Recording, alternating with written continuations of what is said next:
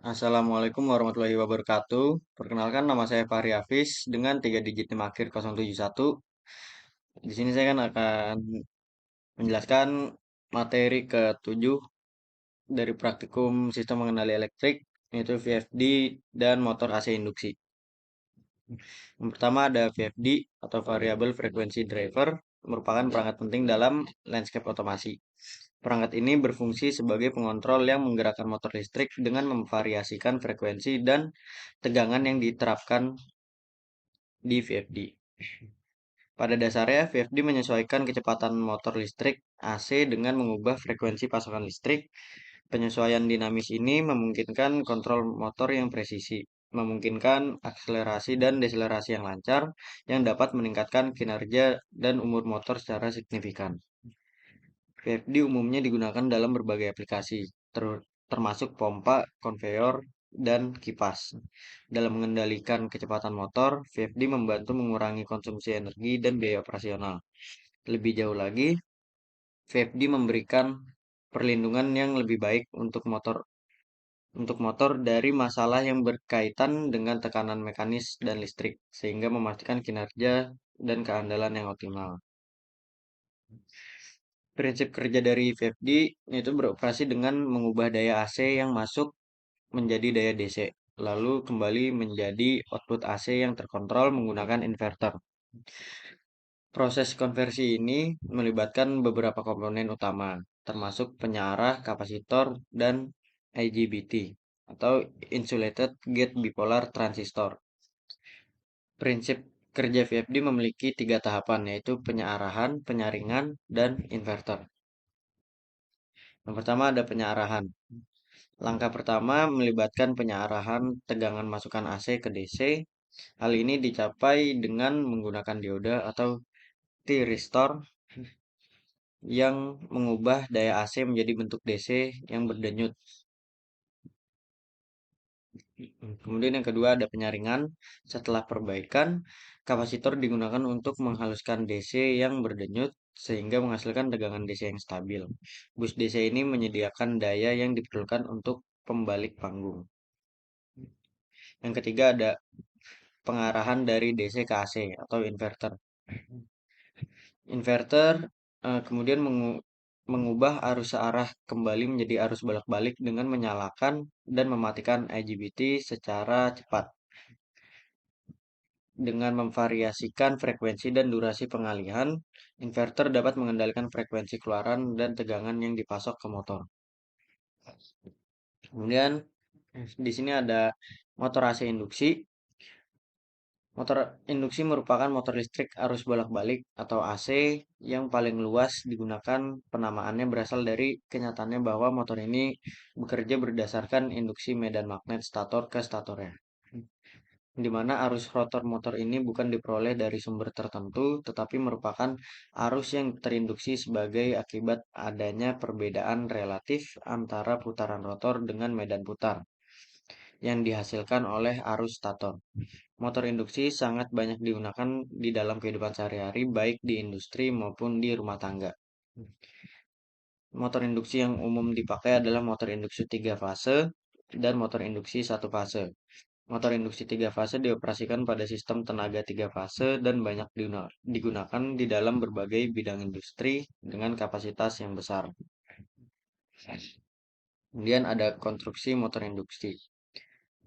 Eh, Motor induksi pada dasarnya memiliki 3 bagian penting, yaitu yang pertama ada stator, merupakan bagian yang diam dan mempunyai kumparan yang dapat menginduksikan medan elektromagnetik kepada kumparan rotor ya.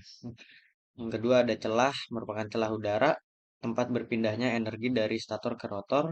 Yang ketiga ada rotor, merupakan bagian yang bergerak akibat adanya induksi magnet dari kumparan stator yang diinduksikan kepada kumparan rotor.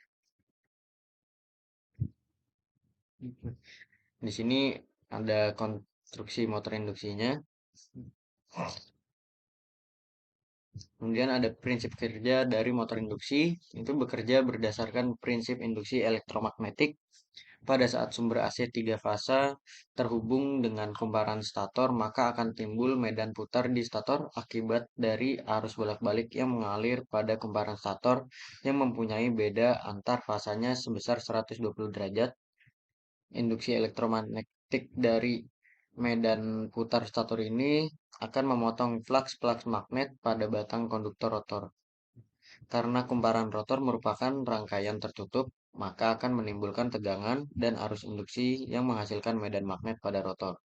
Interaksi antara medan magnet putar stator dan medan magnet rotor akan menghasilkan medan magnet total. Karena adanya medan magnet total, panjang kumparan rotor dan arus pada kumparan rotor akan menghasilkan gaya Lorentz. Gaya ini yang akan menghasilkan torsi sehingga motor dapat berputar. Ini di sini satu praktikumnya itu mengatur terus habis itu P10 itu satu 10-nya itu terus sebagai terus sumber frekuensi Kata sekarang dokumentasinya gimana?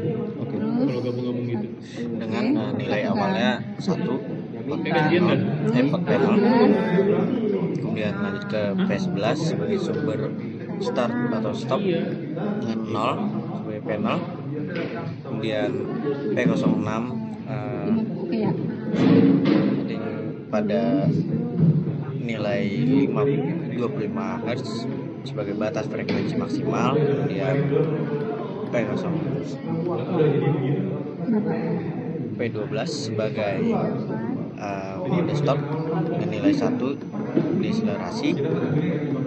Kemudian di selanjutnya kita setting P34 ya, P34 di 20 Hz per second sebagai rem akselerasinya. Kemudian P42 di rem deselerasinya di 20 Hz per second juga. Terakhir di P86